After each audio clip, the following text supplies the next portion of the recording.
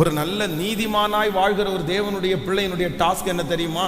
உங்களுடைய வாழ்க்கையிலே நீங்கள் செய்ய வேண்டியது மிக முக்கியமானது என்னன்னா, நம்முடைய நாவில் நம்ம ரொம்ப ஜாக்கிரதையா இருக்கிறத தான் ஆண்டவர் எதிர்பார்க்கிறாரு. நம்ம என்னதான் துதிச்சு, நம்ம எவ்வளவுதான் ஜெபம் பண்ணி, நம்ம எத்தனை தான் ஆண்டவருடைய காரியத்துக்கு செஞ்சு ஊழியம் செஞ்சு, இது எல்லாமே இருந்தும் நம்முடைய நாவினால நம்ம கோட்டை விட்டுட்டோம்னா, நம்முடைய வாயின் வார்த்தைகளை நம்ம கோட்டை விட்டுட்டோம்னா, கர்த்தர் சொல்லுகிறார், நீங்க எல்லாத்தையும் ஆயத்தப்படுத்தியும் அது பிரயோஜனமே இல்லாம போயிடும். அப்போ யோபுவனுடைய பரீட்சை வேறு எதற்கும் பரீட்சை கிடையாது. ஆண்டவர் பிசாசு அவனை சோதிக்கிறதற்கு வேறு எதுவுமே காரணம் இல்லை. ஒரே ஒரு காரணம் தான்.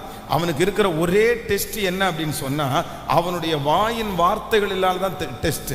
அந்த டெஸ்ட்ல தோற்று போனது யாருன்னு கேட்டா, வேதம் சொல்லுது, யோபுவனுடைய மனைவி அந்த டெஸ்ட்ல தோற்று போயிட்டான்.